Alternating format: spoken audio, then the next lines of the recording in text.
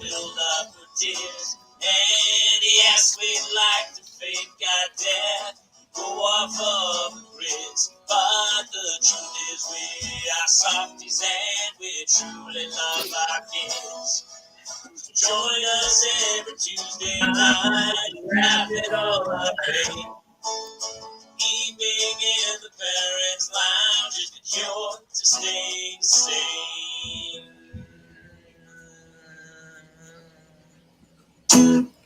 Boom! Welcome to another edition of the Parents Lounge. I'm Jamie Kaler, joined as always by the star of the show, Kate Mulligan. Oh, and Jason Gowan's here. Thanks, hey buddy. Guys, how are you tonight? Hey, really quick, thanks to everyone for tagging along and watching our show and listening to us on iTunes. Be sure to like, follow, subscribe, write a review. We've been doing this for a while, and it's really cool when we get little responses from people telling us how cathartic this show is, because Jason and I were just talking before the show, Mulligan, and I was like, every week I'm kind of like, oh, I got a show tonight. And then by the end of the show, I'm like, oh, I feel way better. I got that off my chest. Yeah. I've been doing okay. Gowan's been doing pretty good, but unfortunately, Kate Mulligan might have had the worst Christmas holiday vacation of all time. Honestly, there are people that like slept in an airport, so I don't really compete with that. But I don't know, because like yesterday, Jason said he was getting a test done to see why his arms don't move. So I'm pretty sure Jason's still doing the worst. I mean, mine's more intermittent than it used to be. Like, I occasionally have a day where I have no ailments, and then occasionally my arms don't work. I never know. To be fair, sometimes it's pretty good if you can't feel your arms, because then you can kind of do your own thing, and it's almost like you're with somebody else. It's kind of, it can be too soon. I still have eyes, though. So like, I know it's not somebody else. I know it's still me. Dude, shut your eyes and use your imagination. Yeah. Come with me and you'll be in a world of pure imagination. Right now, I'm going to hear that every time. I called Mulligan yesterday just to check in on her, because you did not do the show last week. No, you weren't here. That's right. I every week's a blur to me, but I know you weren't here. Last week. So it's 9 o'clock there, and your son was still projectiling from both ends, and so I called you yesterday to see how you were doing, and you said, "Hey, I'm getting a mammogram. Let me call you right back." And I was like, "Oh, okay." Which is such a weird. Guys are like, "Oh, I'm sorry, Mom." Oh no! Does she have breasts? I hadn't noticed. I certainly don't want to think about them getting squashed. How'd it go? Everything okay? I don't know. I mean, the lady was like, "Thanks, honey." I was like, I braced for the worst. And then like everybody, I think maybe hadn't nursed for 2 straight years with a child chewing on them. This was so much better than a 2-year-old with a full mouth of teeth chewing. So yeah, I like, how did it go in terms of like pain level? Like I was at a 2. It was awesome. Yeah, it was nothing. There's pain in a mammogram? Nervous. What'd you say? Mammograms have pain? Well, yeah. So school us on the booby scan. So I've had X-rays of my body. What? Yeah, there's a shelf. There's a shelf. Okay, Here we go. Okay. and the lady. So By the way, narcolepsy is already killing it. It's like he got the show in advance and wrote a bunch of jokes. he's like, here's some guys. I'm just spitballing here. Here's some good jokes you could use. So let's say this is the lady part. That's the shelf. This is the shelf. Oh, And okay. they basically take it and they slam it on a shelf, and you have to put your basically your face is against the machine, and then they take another shelf and they go do do do do do do do. Oh, that's Hold your called the breath. Cleveland bread maker. I know Yeah. that. I know that move. Hold your breath. I don't know the Cleveland steamer. That feels No, that's a narcolepsy knows about completely Cleveland different steamers. thing. Wait, Totally different is that thing. is that the rusty trombone or is that the cement mixer? I'm so He's just gonna throw it all out. It's This is the guy that's similar like, to "Please be the- clean." It's similar to the cement mixer, but in this there's a shelf. Oh my god. Oh, that makes a lot more sense. I would love to get a manogram. Did you see he goes, give Jamie a manogram? Wow. How has nobody, I've never heard that term before, and that should be, somebody needs to copyright manogram. Yeah, Is that a thing? what would a manogram Somebody look Google manogram and see what comes Okay. up. Oh, not me. Sorry, you're telling someone else. By the way, everybody out there, we already got a ton of people coming in. Our pal Bill Engvall, who's been kind of in the news lately, he officially retired from stand-up comedy on Friday, unless he's retired from doing virtual shows as well, because he's supposed to come into tonight's show in a few minutes, and we're going to talk about his career and about stand-up and about being a parent and a grandparent, which Bill is. And so, so those of you who are kind of jumping in to see Bill, thank you for coming by, and he will be here in a few minutes. Or he won't, in which case stick around.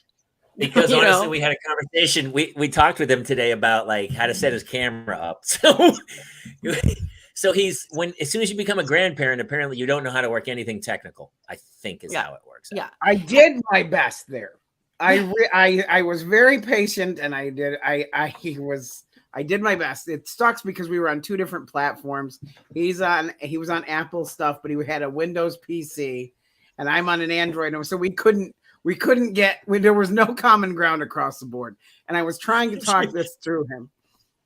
Hold on, Stephanie Hansen has. I retired for stand up too. I'm laying down. Oh, that's her opener. Gotta come out of retirement with jokes like that, kiddo.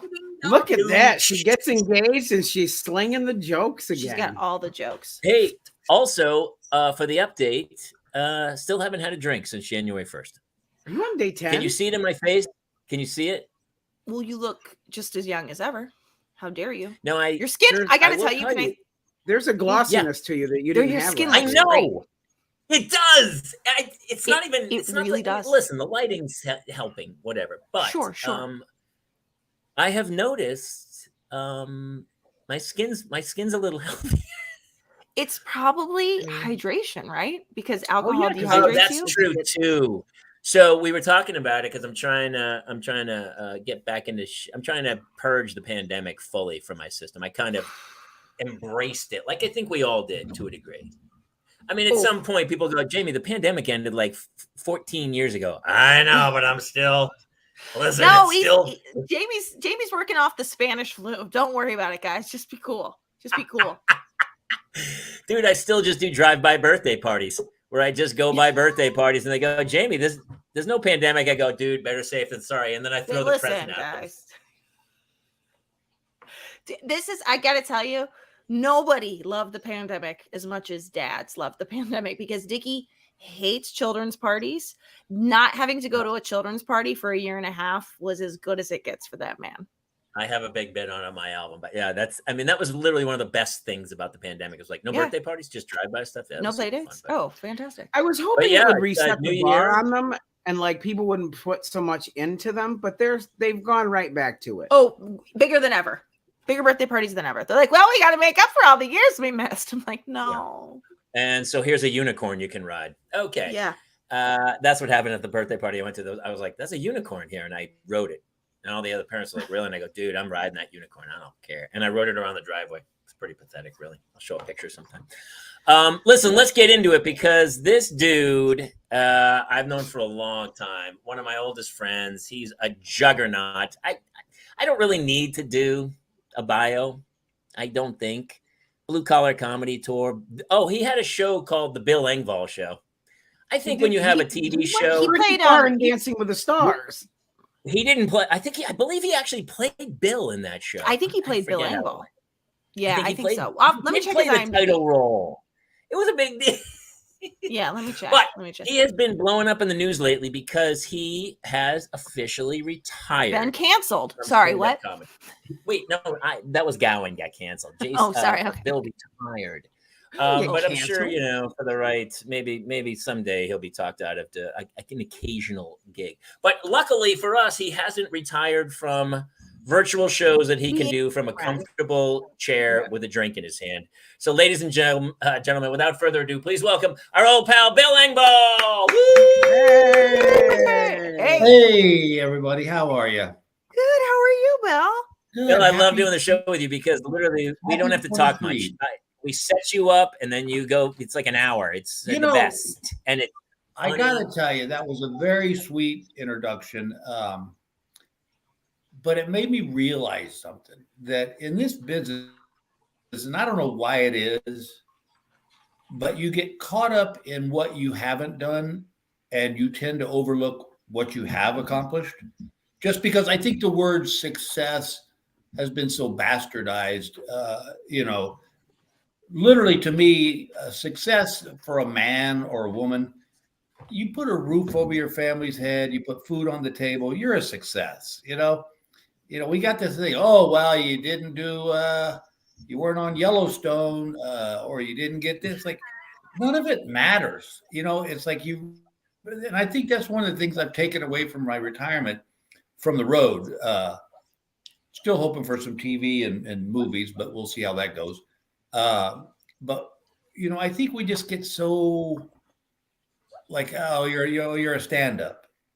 Like there's something, I've played all over the world, and the last two shows I did in Salt Lake City were sold out. We filmed it. It was a magical night, and it was truly the way to go out, Yeah. And so what I would tell young comedians is, dude, success is what you do. It's not based on your IMDb credits. It's you being a human, being a good person, and being a human being. And but that was very, like I said, a very sweet introduction. And I look back fondly on my career. There's nothing I would have changed. I mean, nothing. Even the stuff that wasn't good built something within me, that made me a better performer, or made me whatever it would be. So I think and like doing shows like this, I love this stuff. This reminds me of back in the 80s when I did every stand-up show, stand-up spotlight, evening at the Improv. If it was on, I did it. And my friends would go, "Why are you doing so many of them?" I go, "Because why not? I mean, why would you say, oh, no, I'm not going to do that?" Yeah. I just feel like the more you can get your name out there, and listen, I've been so blessed in my career. Good God, my hair is gray. I just delight. You have hair. Holy, The lighting. Listen, you can color it. I do have. Listen, I you can have color a little bit. your hair. It's still hanging in there. But yeah, so this is fun. I love doing this show. I like this show because it's easy going. You talk about everything, and of course, Jamie and I have been buds for years, and like even that, Jamie and I got to do. I will never forget this. We got to do something that not very many people get to do. I was doing a show in Columbus, Ohio, and Jack Hanna came to the show, and then gave me and Jamie a backstage tour of the Ohio Zoo, Columbus Zoo, where we literally fed manatees. We were 6 inches from a cheetah that could have taken our face off with one swipe. And I know you'll remember this. We saw a gorilla go at a metal door full on, and it scared the shit out of both of us. I tell that story very often. When people go, "Oh, a gorilla," I go, "Dude, I was backstage And the guy, he goes very specifically. There was a painted line, which was like 6 feet away from the cage. And the dude was like, he said, stay right do here. not step inside that line. And we were like, what? And before we could even look up, the gorilla had vaulted 25 feet across the thing. His arm went right through the bars at us. And he came like that. I was like, ah! Oh my God. That was one of the scariest things I've ever seen, though. He hit a metal door so hard, it was like someone hit it with a sledgehammer. That's so crazy. And then the best part was we got back on the bus and we took off. It was like, it's like the greatest. And we were laughing because we were walking around with Jack Hanna. And it was so funny because Jamie and I got laughing so hard because, hey, everybody go, hey, there's Jack Hanna. That's Jack Hanna. There's a Jack Hanna. It's like he became a part of the zoo. That's a Jack Hanna. Kids, look at there. That's a Jack Hanna. He was so famous, and he would just turn around and go, just keep walking, just keep walking. And he'd wave, but he never stopped. Well, just keep walking, just keep walking. And he had that kind of voice where he was like, just keep walking. And we just were like, yeah, whatever, Jack. Well, if anybody knew about crowd control with wild animals, it was probably Jack Hanna, so he knew what he was doing. I got Christmas cards. Dude, we got Christmas cards from Jack Hanna that year. I got a Christmas card. It was great. Dude, not just that, but I remember Vegas. We did the Stardust before it got blown up or something. And God, we were in some crazy bar with a bunch of country Western stars. I was like, holy cow, dude. Yeah, it was VIP all the way. We were at Gillies, and I think it was Toby Keith dropped by and all these people. I walked on stage with a handle of Crown Royal and was literally pouring drinks into people's mouths, singing with band. I mean, it was just like, and then we walked out through the casino, and I think we ran into Rodney Carrington. And Rodney was so in a different theater. He was there. He was doing a show in a different theater in a different hotel. I think. And so we're walking through the casino, and we're all pretty much sheets to the wind. And it's also like 3 a.m. And Rodney walks up to a craps table and puts down what he thought was $5 on a don't pass line. He hit it, and they start shoving these chips in. He goes, I bet $5. He goes, no, sir, you bet $500. Oh. And he was like, oh, I got to go home. But like I was reading your thing in Fox. You had your kind of interview at the end. And I will tell you, you talked about how much it's changed. And I think there was an aura to it back then where there was a respect. And when people came to a show, people dressed up, it was a big night. And the audience knew that's the show. I'm the audience. I'm here to watch it. I'm not part of this. And I feel like that has all changed where now they show up and they go, I'm going to yell, I'm going to throw stuff because that's what we're supposed to do. And it feels different now. It is different, Jamie. I always say this, that comedy used to be the release valve. People came to shows to laugh and ease their tensions. And now it seems like comedy's become the igniter. It's like people go almost hoping you're going to say something that offends them.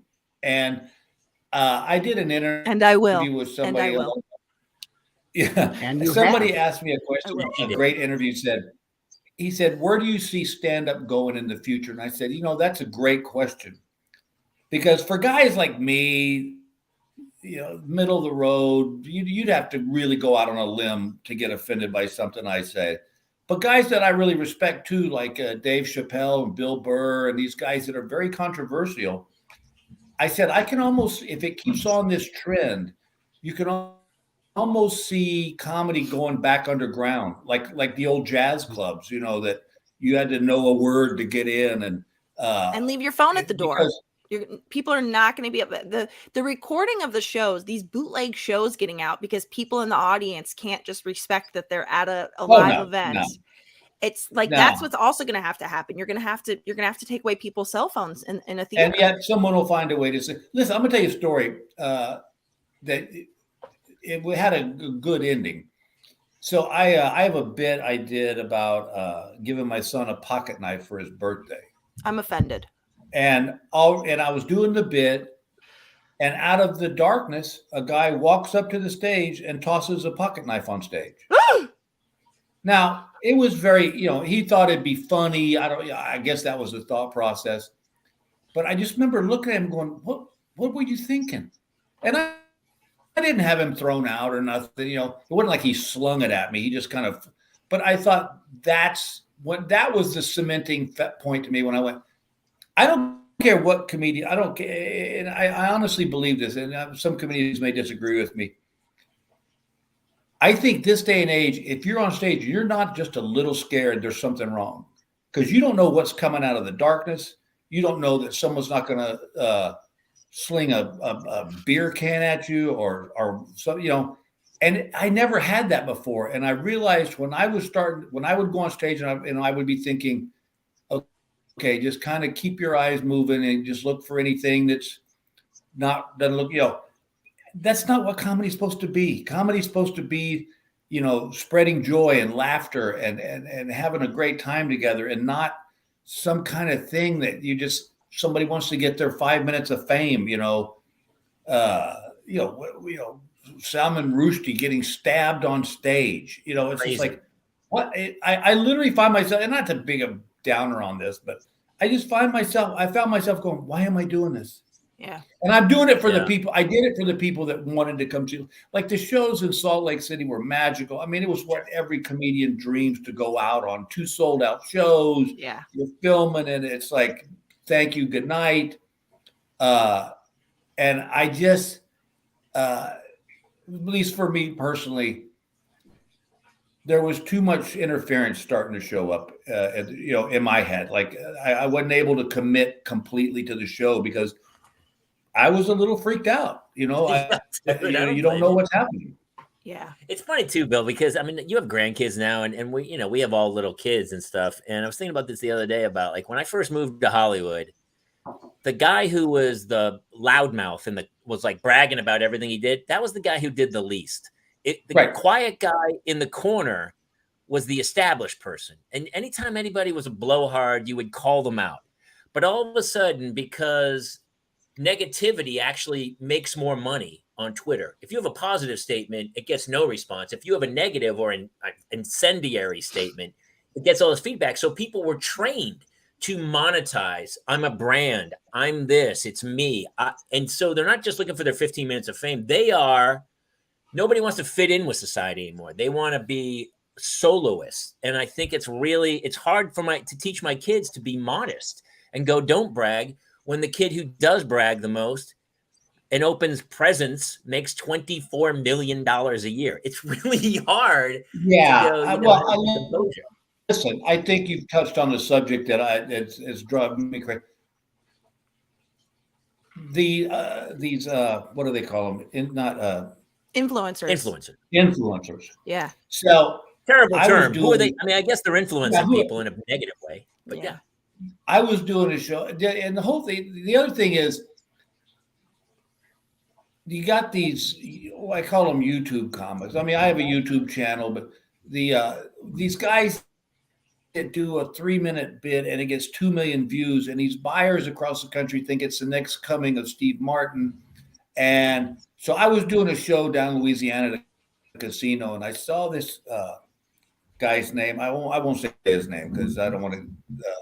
But it was a country show, a comedy thing. And it was. I said, "Oh, who's that guy?" He was coming up, and the guy said, "Oh, it's on YouTube. He got like 2 million views." I was like, "Oh, okay, good for him." I was at that same casino a year later, and the driver picked me up at the airport, and I said, "Hey, how was that show that was here last night?" He goes, "Oh my God." He goes, "The guy showed up with 6 opening acts. He did 20 minutes, and people were pissed." And I said, "It seems like anymore you don't have to earn your chops. It's like I grew up with guys like Leno and Shanley and Seinfeld and Kirkenbauer and all these guys, and I learned from the best. And I started as an opening act. I then went to be a middle act, and then I was the headliner. And I learned along the way. Now it's like these guys, they're like the Flash. One of my favorite David Spade bits was when he did Police. I think it was like Police Academy 17 or whatever it was that did. And David did a show. He said, "Yeah," he goes, "I had to go to my accountant because I was in that Police Academy movie." And he told me what I was going to have to pay. And I said, don't you have like that flash in the pan clause in your country? And the point he was making was, that's what it is. A lot of this is just flash in the pans, and that's where I thank God for my fan base. They stuck with me, through all the years of 42 years of doing it. And the one quick note is to say that, some people say, why'd you, I'm at the top of my game. They say, why are you retiring now? And I go, that's the time I want to go out. Yeah. I don't want to be that actor you go see and somebody goes, you should have stopped last year. Well, but it's not about that. I don't know. I think you're right. Do you want to do the road? The road, I'm telling you, the road takes it out. I tell you, one of my favorite road stories. I was generally what we would do. It was like I would fly Friday to, let's say I was in Ohio, and Jamie knows I would do the show, and then we'd get on the plane, and we'd fly to the next city so that we could fly home the next night. So I was up by myself, and I think it was somewhere up in Maine or something way up there. And we landed like at 3:00 in the morning. The car service picked me up, and they drive me to the motel. And it literally was a motel. Every door open to the parking lot. And it's like, by the time we get there, it's like 45 minutes from the airport. So now it's like 3:45. The driver lets me out and takes off. And I'm looking at the office and there's nobody there. So I finally see this sign. It says, ring this bell. So I ring the bell, and like 5 minutes later, this guy comes out in his pajamas, and he said, what? And I said, I'm checking in, Engvall. And he goes to his computer, and he goes, I don't have your reservation. I go, yeah, dude, you do. I go, here's the confirmation number. And he goes, oh, you're checking in tomorrow. I go, that's today. He goes, well, I don't have any rooms. I go, you're telling me you don't have one room? He said, I got one, but you're going to have to recheck in at 7 a.m. I go, by this time it's 4 in the morning. I go, whatever, dude, just give me a bed. And he gives me the key, and I walk up to this room, and I swear to God, my first thought, I opened the door and went, someone's been murdered in this room.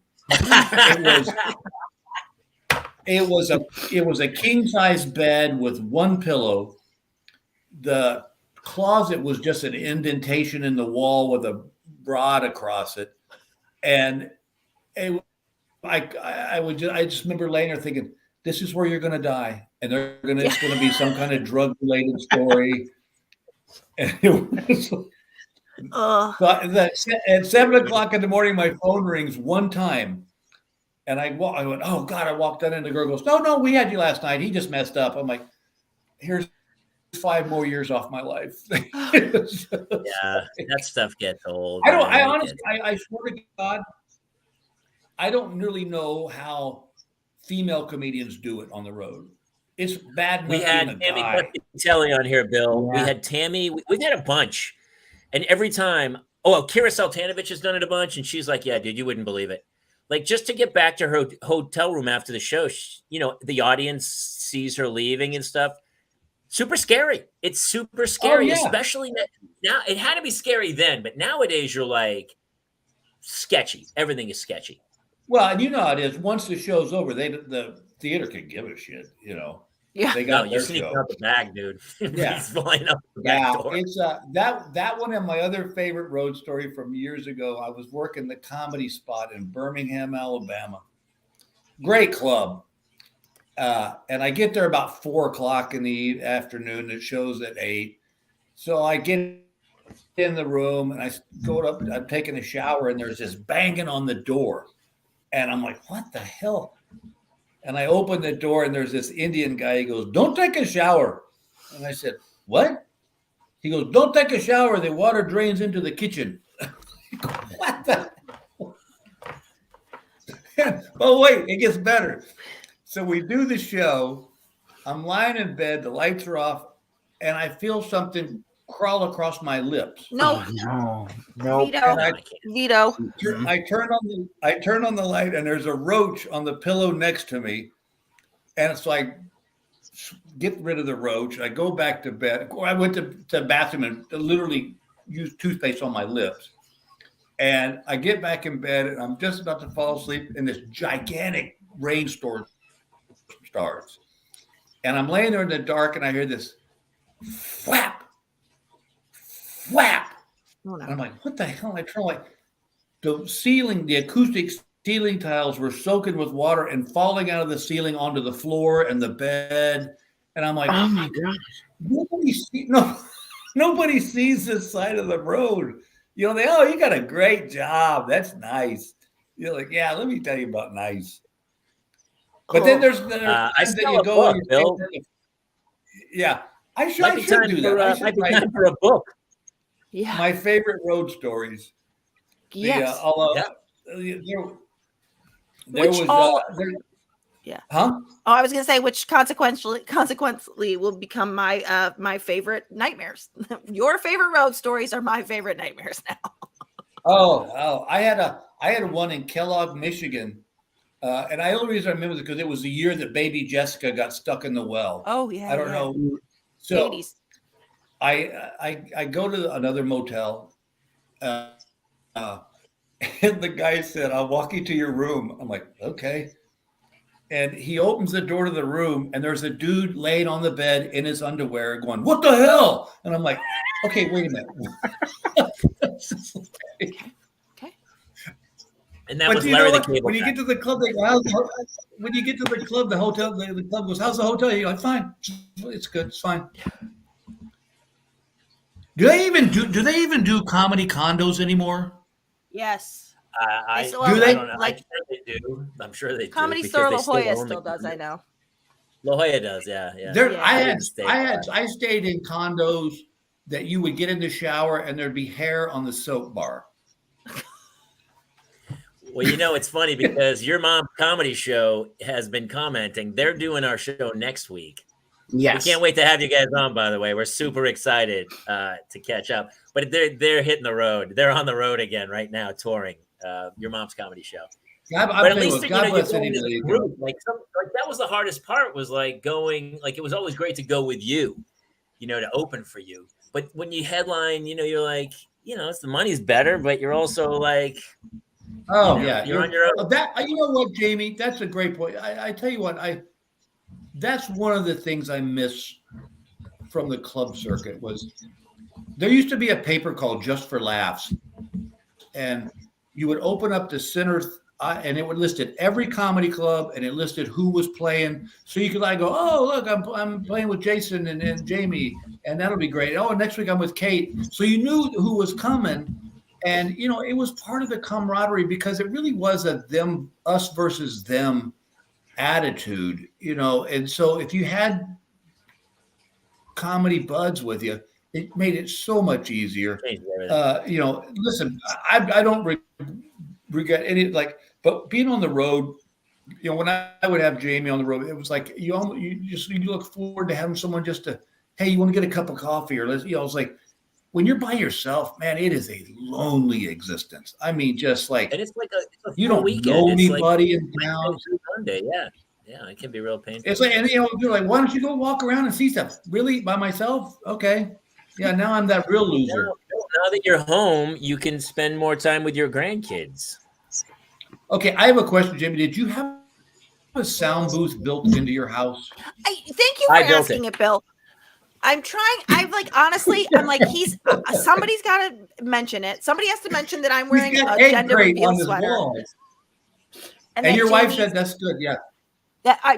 Jamie's an Al Qaeda video. I mean, I just am not. It's not. What was it before you built the egg crate closet? Yeah, you can dance all you want. You're in an egg crate. You're not getting out of these questions. It was a closet, and so I've been doing a bunch of voiceover stuff. And so my voiceover agent was like, you need to kind of put a little booth in there. And I was like, all right. So I went today and I got it looks great there, doesn't it? I like it a lot. And you know what? And you can also discipline your kids by going, once you get in there, nobody can hear you scream. It's the screaming booth. Also, it's the cone of silence.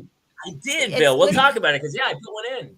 Because I've been doing a bunch of voiceovers, and I was like, "Yeah, fine." So I actually built it. Hey, you know what? I taped all this God up. Bless you. Yeah. Yeah, It it's got a does. little nice bedroom vibe. I know. It's got a max headroom vibe. It does kind of have that. I feel what's like funny, it Bill? looks like you're shooting an Al Qaeda video. I'll be honest. It really does feel like you've been taken hostage and you're sent. Says the woman sitting at the foot of her bed. Yeah, right. I'm just gonna a blame. lady I'm in gonna blame waiting. SOS. So I By brought the way, built Jason, it. I never did get the camera working. The camera works, but the video was more just like how to take pictures.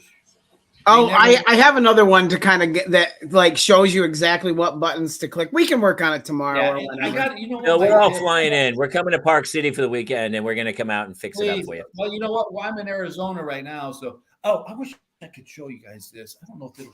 So I got to brag. Oh, so let me tell you. So, I don't know if you guys know this or not, but like, this is a comedy. This is where comedy saves my sanity. So Gail's dog was 12 years old with congestive heart failure. So we're flying to Denver the week of Christmas. And we take the dogs with us. So we charter a plane. And that morning I said, she doesn't look good. The dog doesn't look good. So we get on the plane. Halfway to Denver, the dog dies on the plane. Bill. By the way, that's called. Hey, really quick. Sorry, I got it. That's called the Mile Low Club. Just so everyone knows. That's It worked out great. Is it still too soon, Mulligan, for the Mile Low Club? The best part was when we got on the plane, the pilot saw us get on with two dogs, and thank God the pilot, because Gail was, admittedly, so she was very sad, and thank God the pilot didn't. We landed, and the pilot didn't go, did you have two dogs? So anyway, then I just said, drop it in the bag on the way out, like when they were doing and we had her wrapped in a towel, so that's when I put my foot down and I said, there's no more dogs.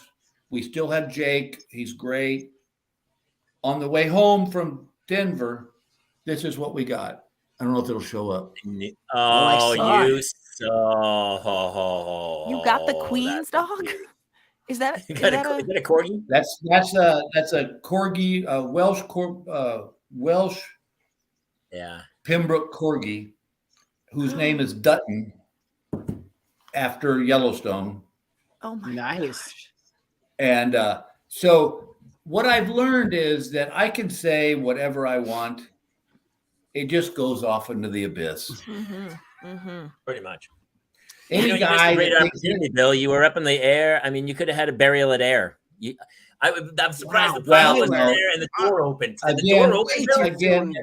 Well, that was the thing. We drove straight to an emergency vet hospital.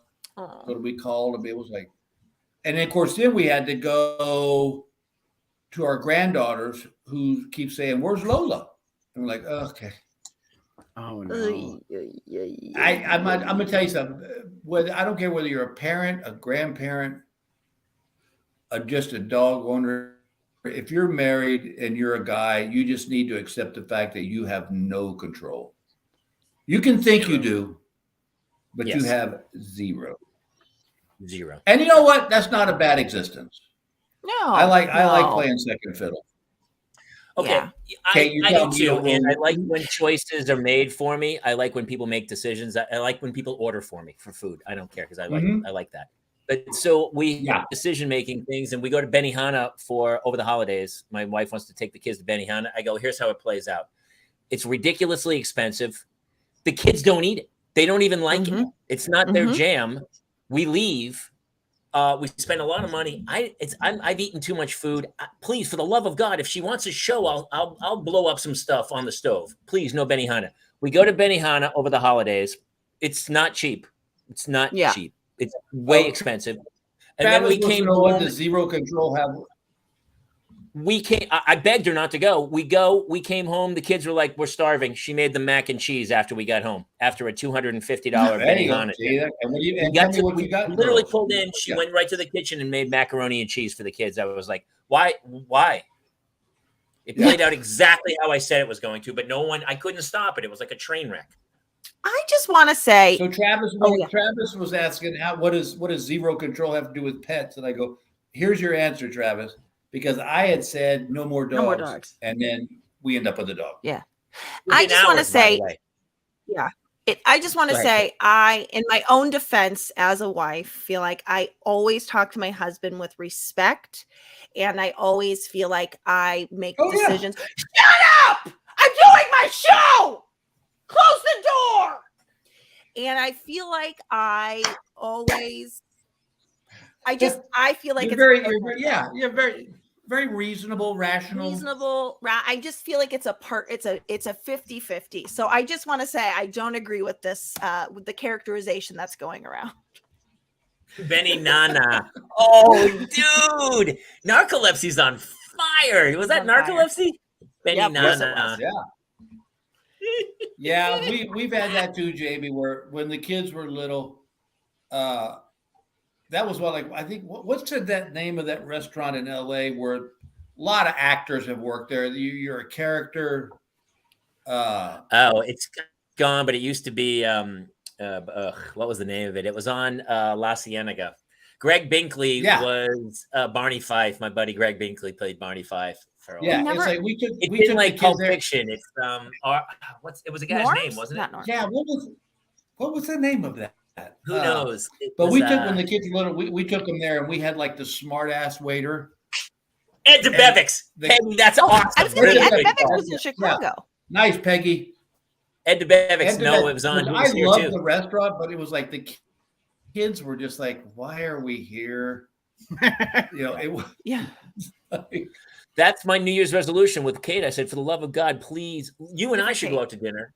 But no, why are we taking these kids? What's funny is we'll take them to a really nice restaurant and they'll go, we'll have the mac and cheese. The mac and cheese is too delicious. There's too many cheeses. There's a crumbly top. They won't eat it. They're like, we don't want this. It's craft or nothing. Craft or die. Same here. Yeah. So we just bought like a $17 mac and cheese. Nobody ate. Painful. And then you get home and you have to order pizza for them. You have to eat. Yeah, you feel bad because you paid for it. You're like, well, I got to eat this. We just paid for it. That's my New Year's resolution. I'm done. I'm not eating their food anymore. You're not paying for food anymore? Oh. No, we're still going to pay for their food, but I throw it. And here's the problem. I grew up clean plate club. My mother was in the Depression. So if there was one morsel of banana bread left, she would wrap it and freeze it and pull it out 3 weeks later, put one little tiny piece of jam and put it into her mouth. That's how my mother ate. So I still have that mentality of like, just today I had the kid ate half a pancake. I went to throw it out and my brain started to go like, eat that. And I was like, don't just throw it out. And so I'm not eating it anymore. Why do you think I'm so mad my kid keeps throwing up? It's very wasteful of that expensive food I bought you. How dare Nuggets only, said your mom's comedy. They're so true. It's a rotating thing of mac and cheese, some other pasta, chicken nuggets. There's like 4 things they eat. And then I try to throw a couple vegetables. How old are your girls now? 7 and 9. Oh, yeah. So you're out of the dino Second chicken grade nugget and thing. 4th grade. Our granddaughter has the worst eating habit. Like it's dino chicken nuggets.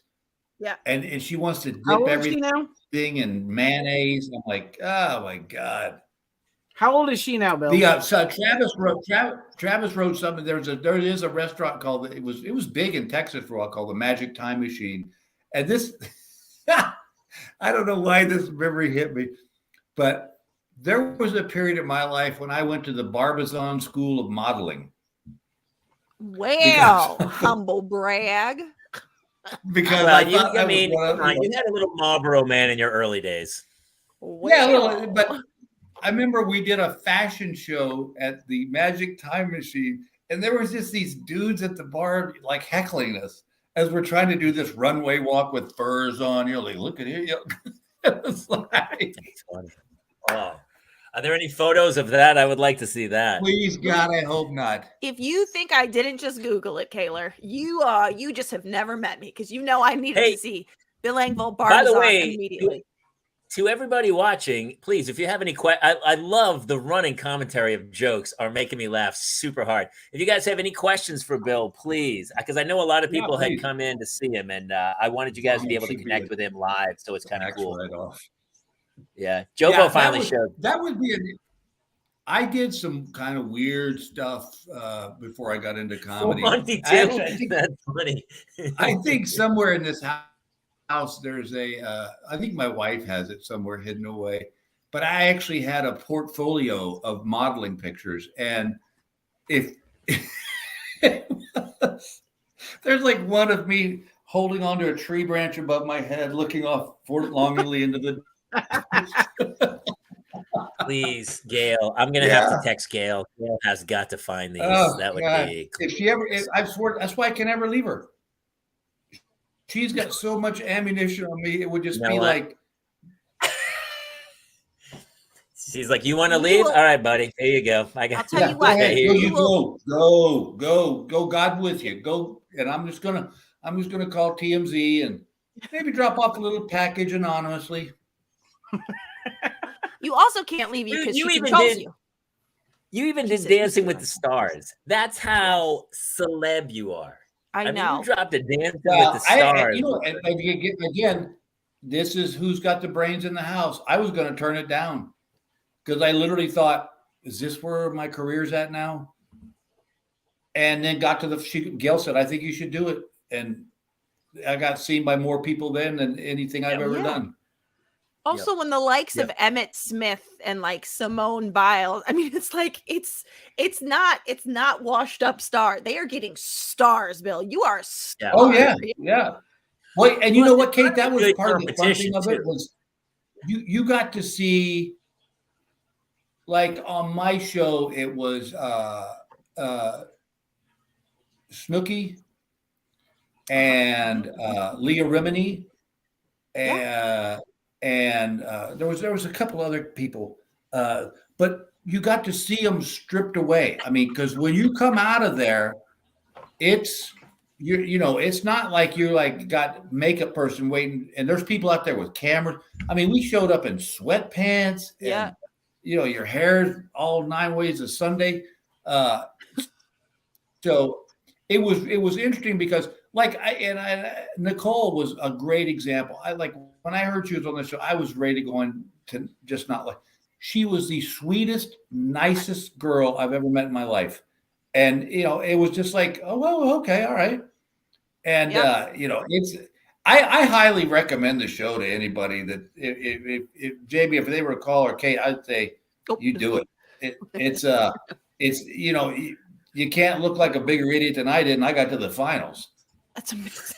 Yeah, didn't they keep thinking you were going to get voted off, and then every week you just kept getting by? Dude, I was like that rash that wouldn't go away. It was like, and it's so funny because if you go back and YouTube or Google the episodes, I don't even watch the dance. Just go to when they say that we're safe, and every judge has this look like, how is he still here? Wow. Yeah.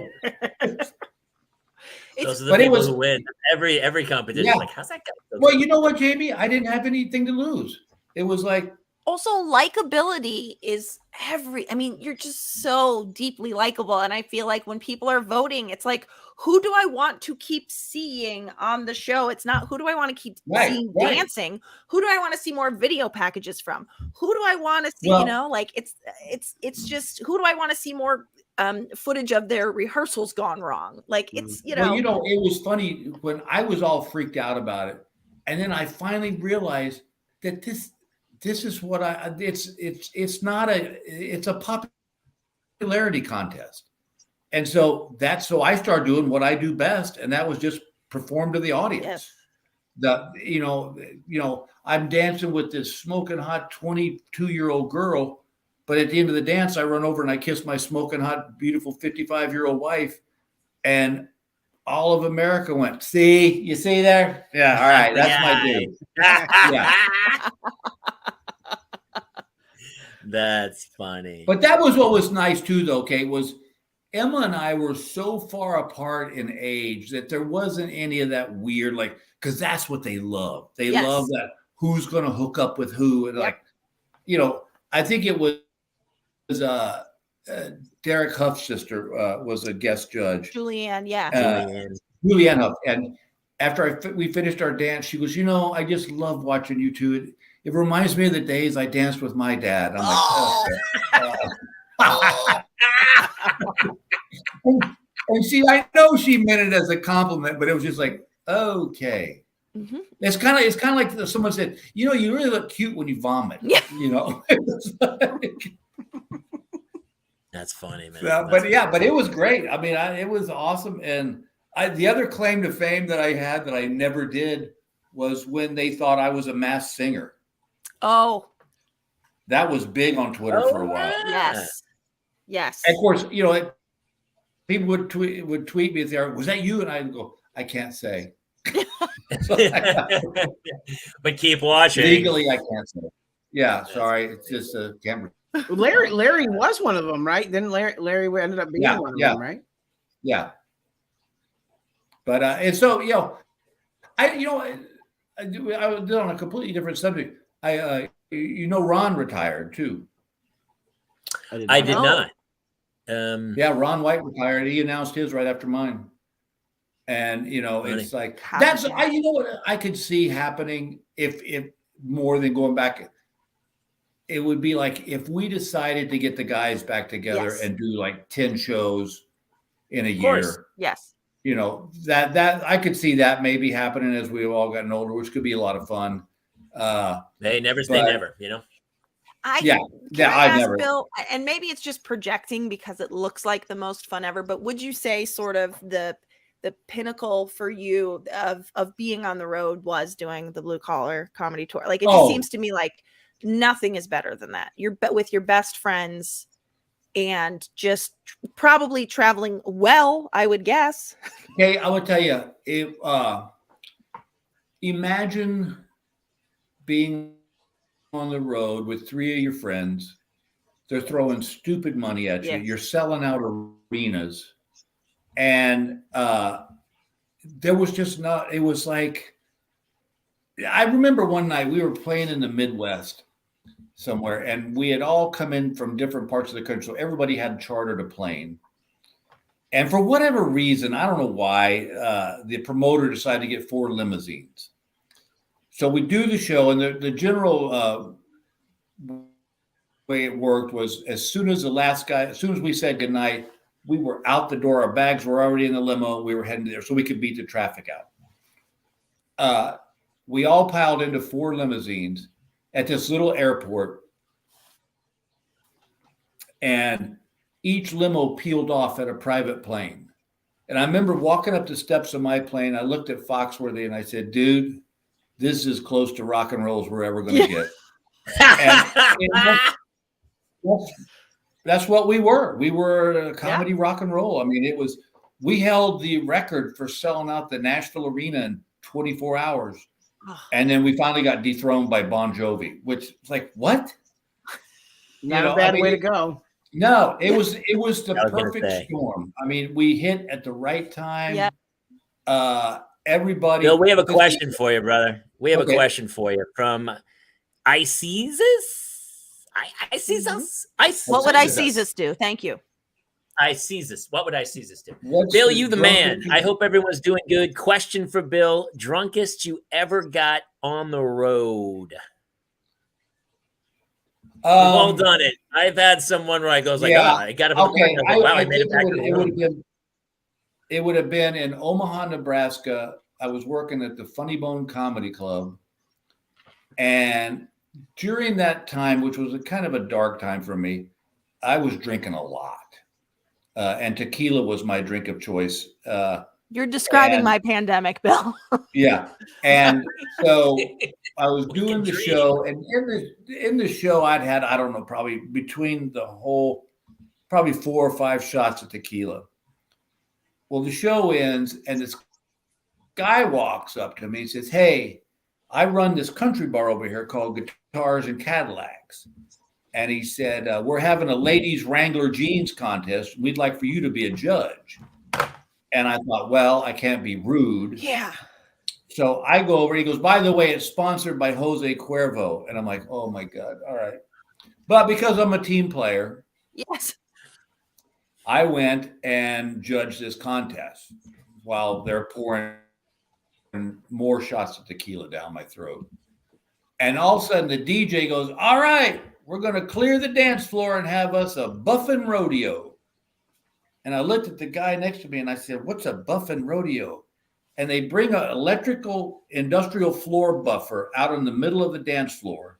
And there's the cord goes to a socket at the wall. And there's a guy there holding the cord. And you sit on this industrial floor buffer. And when you're ready, you nod to the guy at the wall and he plugs it in and you try to ride it for 8 seconds. And they said, Bill, you want to demonstrate it? And I said, you bet I'll do, yeah, hell yeah.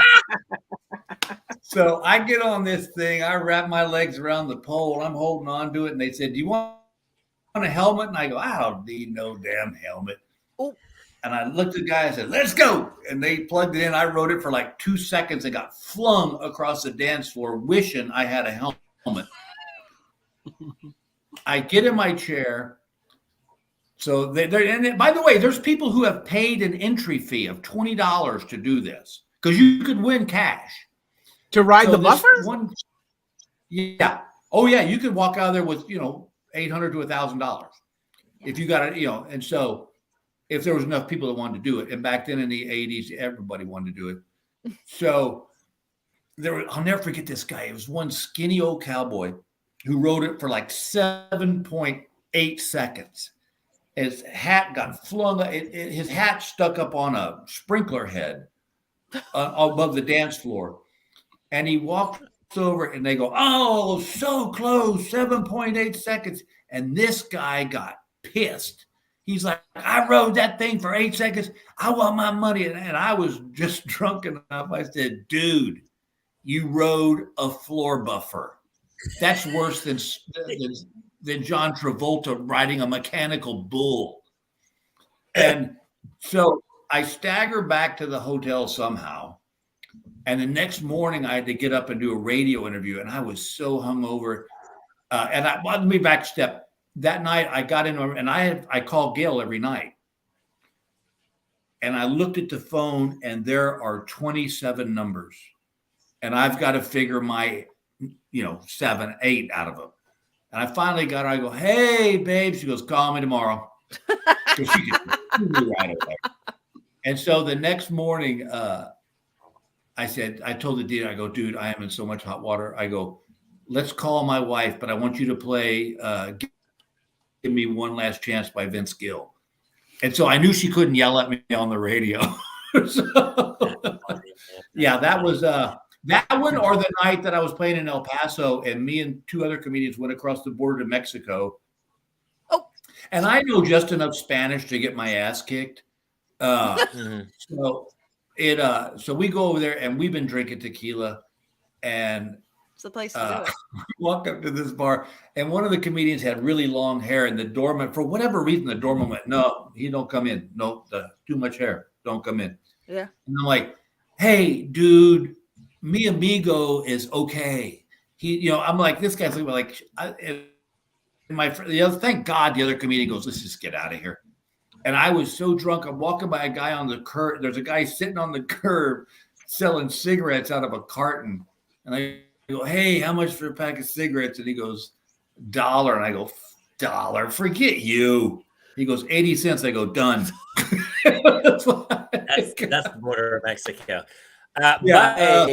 If you tried to have like riding the floor buffer nowadays, you'd have a lawsuit within 24 hours. Somebody would sue and go, I can't believe my son was in there and I can't believe that you would do something so perilous and dangerous to another human being. Those are the old days, dude. The 80s were like, it was crazy. And nowadays somebody would sue. Hey, we got another great question here. Here it is. Great. From our buddy Thomas Franklin Stovall. What is the origin of There's Your Sign? Well, first off, it's Here's Your Sign. I was going to say. Here's Yeah. your sign. But But a lot of people could do he's that. saying it from a third person point of view to you. So Okay. All he's right. giving you the sign to then give out. So I get it. It's Way to intense. save it, Jamie. And So I want to here's- know, where's your sign's origin story? Yeah. See what I did there? Mhm. Yeah. Mhm. So here's the story. So the bit used to be that I would say I thought stupid people should be slapped. It would just really cut down on the rate of stupidity if you knew you were going to get popped in the face every time you did something stupid. But my lovely bride, Gail, who's always looking out for me, one day just said, you don't look like the kind of guy that walks around slapping people. And so I was back in the club days, and you were there for 5, 6, 7 days in a row. So you had a chance to work on material.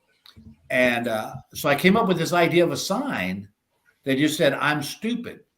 And it caught ground and took off. I mean, like took off to the point that I used to literally sell a paper sign that said, I'm stupid, with a string around it after the show. And I'd sell them for $1 a piece or 2 for $5. And you would be amazed at how many people would buy 2 for $5. And what's awesome is that every once in a while, someone would show up with a sign that they had bought at a comedy club that I was at.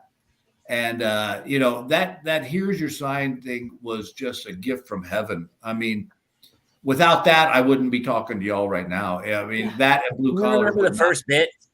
Do you remember the first joke that led into that tag? The first here's your sign joke was that I went home to see my dad back in Texas, and I rented a car, and I had a flat tire on the way to his house. And I pulled the car into this gas station, and the attendant walked out, looked at my car, looked at me and said, tire go flat? And I looked at him and I said, no, the other 3 just swolled right up on me. And that was the very first here's your sign joke. Here's your sign. Yeah. Here's your sign. Okay, that's awesome. But yeah, That's, that was but I'll tell you a funny story about here's your sign. So when I signed with JP Williams at Parallel Entertainment, he had Foxworthy also. And I had just watched Jeff go through the stratosphere, triple platinum albums and, sold the most albums of any comedian ever. And so they came to me and they said, we're going to record you an album. I went, here we go. We recorded the album. We released it. Warner Brothers released it. The first week it was out, it sold 100 copies across the country. That's less than one estate. And I was like, what the hell happened? This was my ticket to paradise. Well, then we released a song, and it went from 100 copies to like 10,000 copies a week. And the song was number 1 on the country charts for like 12 weeks in a row. And it was just, insanity. I remember getting my first residual check from the record company, and it was a number that I had never seen before. But that's the other thing that's changed in this business. Back then, it was still mom and pop radio stations. Mm-hmm. And so, like I had a station in Vegas that played Here's Your Sign 10 times a day. Mm. Yeah. And, now it's all corporate. And when you got one guy that doesn't like you, that may wipe out 30 radio stations. And then the other problem you have is that, I can't tell you the last time I listened to the radio. People that listen to XM or they've got the radio streaming. Sirius and Spotify and stuff. But nowadays, kids have to not only make their own album, they have to put it up somewhere, and then they have to be their own publicist. Really, the people who are doing the best are the people who know how to manipulate social media more so than that. You're right. Actually, like we were talking about Pat Riley. He always, he has the famous quote, 10,000 hours. I think it came from Pat Riley originally. 10,000. Nowadays, if he did it today, he goes, you definitely need to get 10 hours before you can start putting stuff out into the world. Back then, you had to do a craft for 10,000 hours before you became proficient at it. Now they're like, nah, I'm good. Just rock and roll. And then once they get it up, then they know how to SEO it, and you're like, put a little money behind it, and bye-bye. Yeah, it's a different medium now, Yeah. man. It's hard. It's it used to be that you had to go, like you would go to radio stations, and I remember doing a radio tour. Now you just do them on Zoom calls, and but you had to go there in person, and you'd sit in the studio, and then you'd do another one. It was like it was tough going. I'm going to answer this question for you. Your mom's comedy show wants to know, how did you keep motivated? But I know that you had a wife and 2 kids at home. And I never had that motivation because I didn't get married and have kids until late in life. And I always be like, why are you working so hard? Because I was in a rent-controlled apartment with a bank full of money, and I never cared until I had kids. And I was like, oh, all right, we need to make some money. So was there another motivation besides children that was going for you? Well, yeah. I mean, family is what you want to take care of them first. But I got to be honest with you. When I started in this business, all I wanted to be was a really good comedian. I didn't go into it thinking I'm going to get TV out of this. It was like, if that comes, great. But I want to be known in the annals of comedy that I achieved that. That I always wanted to make sure I gave the audience the best show I could, and that's what motivated me was to be more than what you set out to be. And it's like, don't settle. And I pride myself in the fact that I never settled. There was times that I didn't know if it was going to work out, but yeah, the motivation was, for me, was to be the best comedian I could be, and hopefully that when my time on this planet's up, that they'll remember me as saying, yeah, he was a good comedian. Well, it's funny because you remember everyone who started comedy, the crazy ones were the ones who, like, because everyone bombs out of the chute.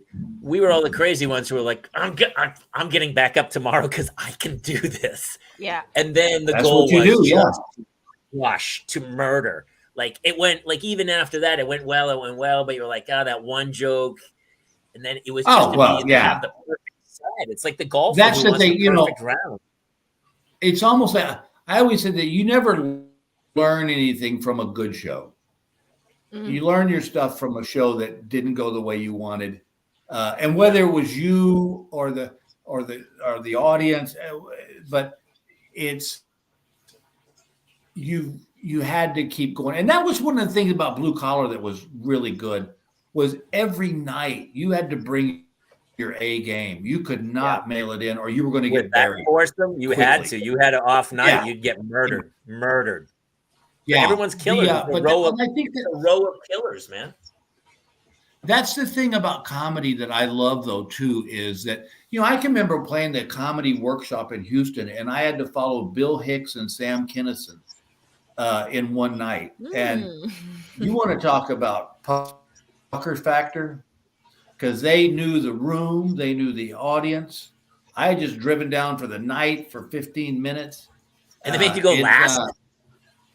No, I didn't have no. But it was like that. It was like the Comedy Store. They just had a list of, but they also had guys like Jimmy Huggins. There was a comedy team. It was like Denver. It was like, I don't know if you guys ever got the chance to play Denver, the Comedy Works. I played there when super fun. Denver was awesome.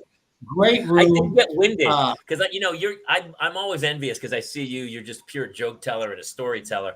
I'm like acting things out, and I remember in Denver I was like maybe halfway through my act, and I was doing some big bit, and then I was like, and I couldn't catch my breath. I was like, I can't. I'm gonna have to take a second here. I can't. I'm not gonna make it in Denver. Wait till you hear this punchline. Denver was another one of those. Denver was like in Boston. They had this lineup of comics that was just killers. Yeah. And I'll tell you my favorite Denver story. I was Roseanne, at the time she was called Roseanne Barr. Roseanne and I were playing a club in Grand Junction, Colorado, and at a Holiday Inn or Ramada. It was something like that. And she goes, Bill, we were sitting, I'll never forget this. It was a nice afternoon. We were sitting out by the pool. And she goes, Bill, I'm thinking about going out to Los Angeles. And I go, oh, Rosie, I go, be careful. I go, they'll just chew you up and spit you out. She became queen of Hollywood. Another great advice from Uncle Billy there. No, just stay in your little hometown of Denver. You'll be fine. That's funny. Hey, I have a question for you from one of your fans. Peggy Gubbins asks, hey, Bill, if you went back to the 80s, what piece of current technology would your past self tell your current self, get the blank out of here? No way. Cell phones. Yeah. I mean, we saw a cell phone coming, but I didn't see it in this form. No. No. I meant like, let me rephrase it, smartphones. Yeah. I still have the first cell phone I ever had. It was attached to a big box, and but Peggy, the reason I say that is because I have a great. I'm hooked on them, but I have such a disdain for these things. I think they've changed the way we act as humans, and I think if you'd have told me back in the 80s that people could ask you a question and you could, I guess you would put this under the whole internet thing of people could ask you a question and you just go, oh yeah, it's so-and-so, that I heard an interesting fact the other day, and this one blew my mind. They said that we have more technology in a cell phone than they had when they put the first man on the moon. That's a mind blower. My jokes. Yeah.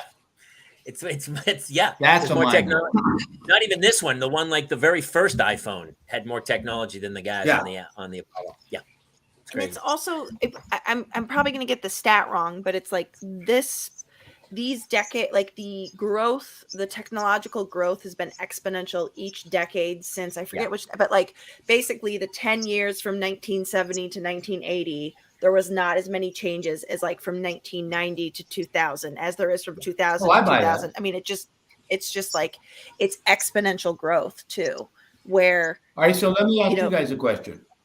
And Jason, I'd be interested to hear what you say. What do you think is going to be in our lifetime the next big technological thing that we're going to go, wow?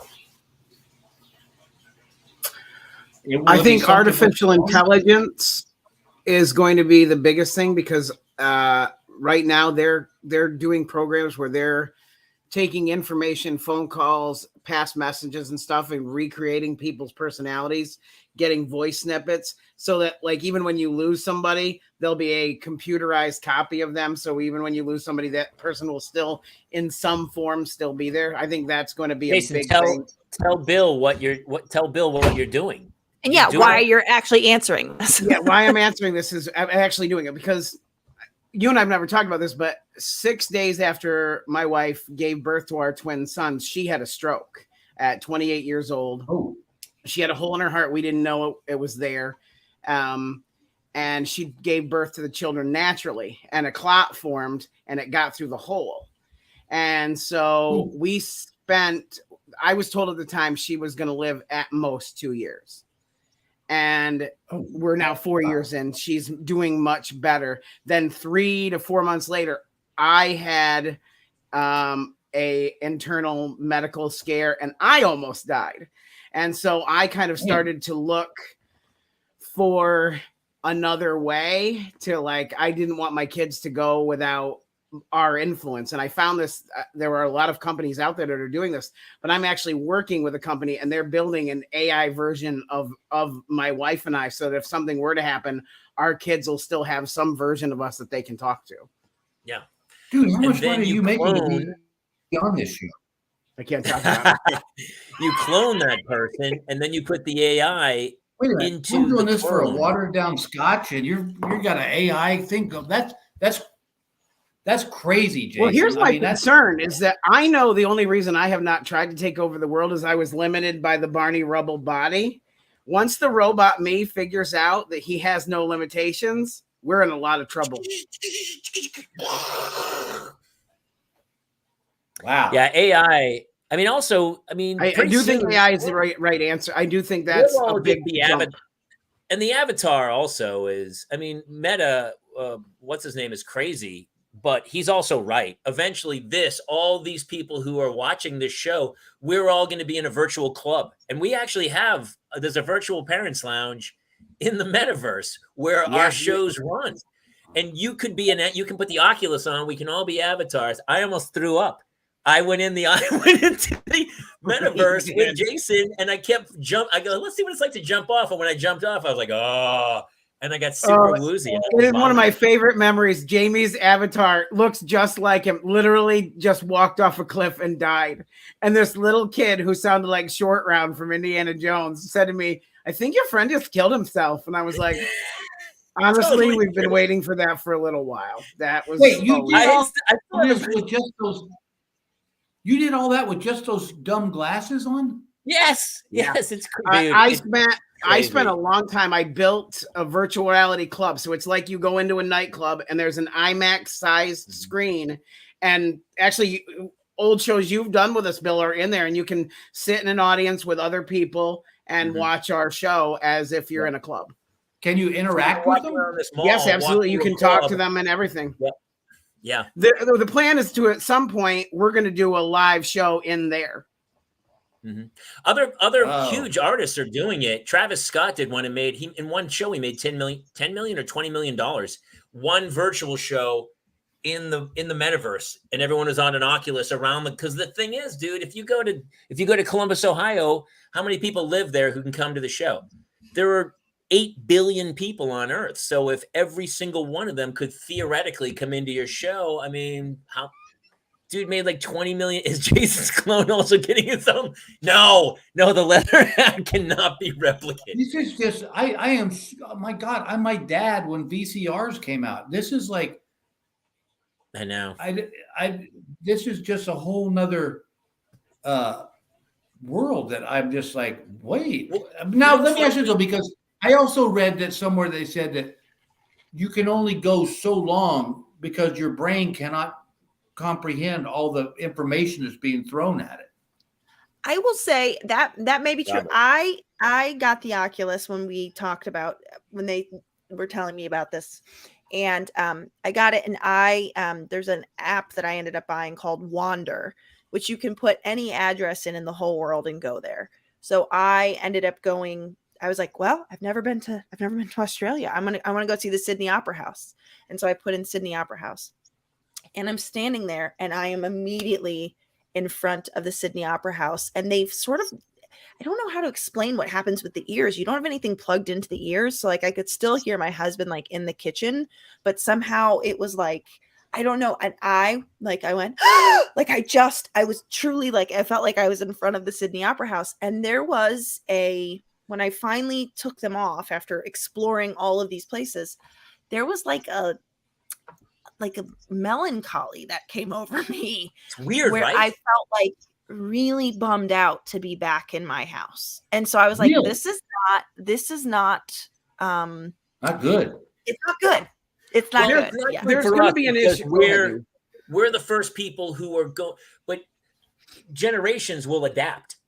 And that will be, you saw Ready Player One, that's coming.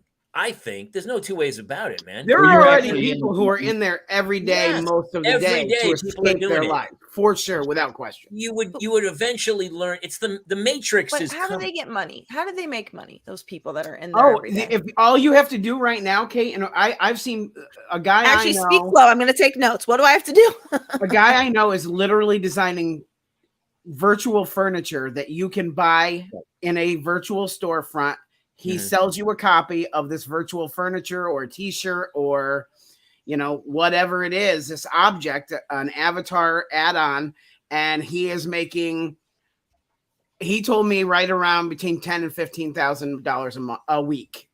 You buy real estate in there, and then you put your store or whatever there. Yeah. It's like, it's a virtual world, man. It's crazy. Well, so let me ask you this.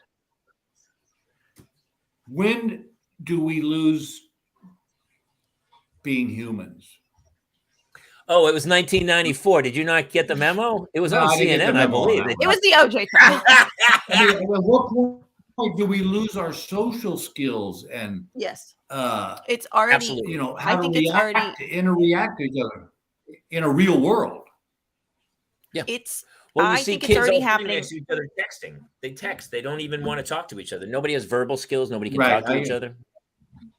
There are the yard supervisors at my son's school. They're the kind ladies that, you know, they make minimum wage to sort of be supervising.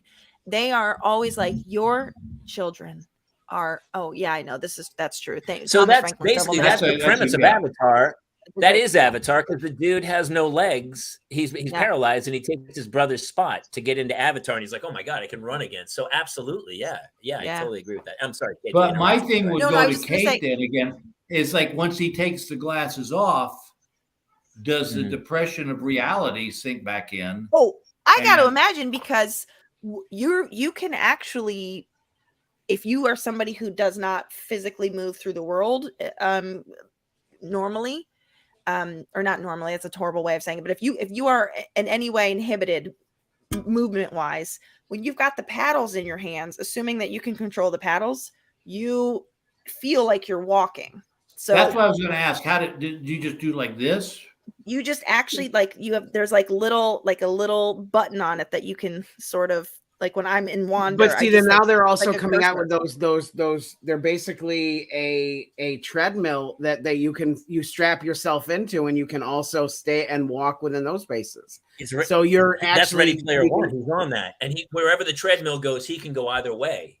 Yeah, it's a whole. That's I mean, Wow. Ready Player One is the exact thing that's And the coming, next feels like. the next development is the gloves that is going to allow you to feel stuff as well. So I already feel. I mean, I also, the big nerd that I am, I also play this game Vader Immortal. And if you think when Darth Vader appeared in front of me for the first time ever, I did not weep, you would be wrong. But part of what he does in the game is he hands you a box that you're supposed to open. He's like, I heard you're the one, and you just never imagine how big Darth Vader is. He's a giant. And Where so, do you play this, Kate? what'd you say? Where do you play this? In the Oculus. It's this game called Vader Immortal. And so it's just, you buy the game or whatever. But part of what you do is like you're with a droid and you have to escape certain rooms or whatever. But when he hands you for whatever reason, because the Oculus gives you like the paddles turn into hands and like these leather gloves, I'm like doing the thing and I feel like I'm holding this box. I play a Jurassic Park games that's the same kind of Oh, thing. no. You feel like you're in experiencing that movie, like you're there. No, What does I this don't. cost? I mean, what do these things cost? The headsets are like 300 to 400 maybe. Yeah. And then the And how games long? are, the Minimal. games are like $9.99, $29. It's really it's sort of like DVD players were, right? DVD players were so expensive at first, and then it got mass produced, and now they're the cheap. Big screen TVs. I remember buying Yeah, a I big screen feel like- TV for like Well, $4,000 so or like something. I've seen that commercial where the guy says, "I want to be quarterback for the Dallas Cowboys." I mean, are you like in the game? Oh yeah, You're you're you can there. do whatever you want. Except you can't get tackled. Bill, it's the Obviously you Matrix. can't get tackled. Yeah. I mean, they're Uh, coming up with vests and stuff that you're Yeah. gonna feel pressure and stuff like. I mean, all Yep. that stuff within the next 10 years is going to be a reality. The Let's other face it, thing it's- sorry. It goes wherever porn goes, right? Like porn Oh, yeah. always drives technology. So eventually some dude's going to invent a suit that goes with the Oculus where some guy's going to go, yeah, that's the suit. They've my already got brother. the That's gloves. In suit." 5 years, you're going to be able to. I don't need one glove, Jason. I don't need 2 gloves. Just the one. Kaylor, if you had the opposite answer and you're like, no, I would definitely need both gloves, we would all be like, huh. Huh. I'm not saying That's it's called not a threesome. doable. Hey, that's not called a saying threesome, by the way. That's called a threesome. Just so we're on the same page. Wow, I've learned a lot here tonight. Yeah. Like Demolition Man. Oh, I can't wait for these guys to be on the show. I'm so excited. And she said her home club's Omaha, which is Larry's up there, and Nick Hoff's there a bunch too. Our other past on the show. Oh, I can't wait to talk to those guys. That's going to be super fun. Next week, your mom's comedy show is here. Bill, by the way, before we do go, we got to cut you. We're only going to do an hour, but we have so many people watching and asking questions, and it was so much fun. So I know you're doing Facebook Lives. Are you doing your Facebook Lives on like Sunday mornings? I do a little thing on Sunday mornings called Sunday Mornings with Bill, And it's just a little 10-minute inspirational thing. It's not heavy duty religion or anything. It's just kind of to give people something to get through the week. And it's just been very successful. And I'm having a lot of fun doing it. I never saw it coming, but I don't know where it's going to go. But, I get 2,000 to 4,000 people Sunday tuning in. So I've tuned in, and I got to tell you, I love the positivity, and it's very inspirational. And I think that we talked about this earlier, that negative things accumulate more, traffic or whatever. But I think positive's coming back, and I love seeing your stuff. Oh, I agree. Yeah. For anybody that's out there that's been ragged on, there's a great little book called The Four Agreements. And I wish I could remember the name of the author, but it's a 2-day read. And one of the things I took away from this book, it's a guy that goes back and studies the Aztec way they dealt with life. And one of the things, and it's a very kind of a spiritual journey book. But one of the things I took away from it, and I tell people this all the time, when somebody says something mean to you or bad to you, it has nothing to do with you. It's them dealing with their own issues. And I think if we could all remember that, it would be a lot easier. And I agree, Jamie. I think that we joke about the bad shows and the bad motels and stuff, but I look at this kid from the Buffalo Bills who wanted to raise $2,500 for his foundation to help some kids. And he's over, I think, $8 million now that people have donated on this GoFundMe page. And that shows me that there are still a lot of really good people out there. Unfortunately, Don Miguel Ruiz. Yeah, that's what Travis said. It's a good read. It just shows me that, unfortunately, we want to live in the negative world, and it gets more press. But I think you're right. If we can just keep the faith, keep moving forward, take one step at a time, all these little cliche things, but they all mean something, that good can triumph out of all this at some point. It's got to, otherwise we're dead. Yeah, okay. I totally agree. We can't survive. I think good is making a comeback. So, hey, I'm with you. Bill, what a great way to start the year off, man. Thank you so much for coming to do that. So Best many case scenario. Fans came in. Great questions. The fans were hilarious tonight. Catch Bill on his Facebook Live. I'd pump some live gigs, but you don't have any, my brother. So don't have any. Enjoy your retirement. Please come back. Bill at his home, which the address is. Go ahead, Bill. Give us your address. Where can we find you? Your Mom's Comedy Show. These guys commenting right here are coming next week, I believe, right, Jason? They're on the calendar for next week. We have some great guests. Chris Hardwick's coming in. Steve Trevino is supposed to be here. We got a bunch of people who all of a sudden everyone's kind of pandemic'd out and we're getting back. Jose Cuervo is going to be here. Jose Cuervo's coming. Cuervo's going to be here. So let's let Bill go. Well, Bill, thank you so much for coming. Thank we love you, you, buddy. Bye, buddy. Thank you so much. Have a good night. That what was a one rock of my favorite star. shows ever. That was one of my favorite shows of all time. Yeah, that was super fun. And honestly, I feel like it wasn't just Bill. I feel like everybody, the fans brought it tonight. You guys were hilarious. Holy cow. And great questions. Like it was like a real show. Did you feel that, guys? Well, we said we were going to go a little bigger this year. We did. We went big or went home. So all right, listen, it's been 90 minutes. I still got to get my kids to school in the morning. Thank you to everybody for tuning in. Seriously. Thank you to people who share the show. If you have a parent who needs a laugh, some inspiration, please share our show. Like, subscribe. Please write a review if you're listening to this on iTunes. Jason? If you want and you're on Facebook, hit us up with some of the stars. Click the stars because that helps support the show. That's right. We do stars now, too. And next week, we have a fantastic show, too. We're killing them. Your Mom's Comedy Show is going to be here. Also, if you guys have virtual reality headsets and enough of you have them, would you guys be interested in doing a live Parents Lounge with Kate and Jamie and I in VR sometime soon? What if they're just like, nah, got it, don't want it. I don't want it. I would even have to. I would have to go back into the. I'll even go back into the metaverse to do the show. You know what, Kaylor? I think you and I need to take Dramamine before we do it. I not would kidding. agree with that. I never got airsick or seasick. I just kept jumping off the cliff and it freaked me out. But I'm going to go back. Yeah. I'm going to go back. So, all right, listen, thank you guys for tuning in. Can't wait for next week's show. We love you all. Reach out, feedback. We love to hear it. And listen. New iTunes Have a every great Tuesday week, or every everybody. Thursday and Monday. Yep. All right, that's Bye, it. everybody. We'll see you guys next week here in the Parents Lounge. Good night, everybody. Good night, James.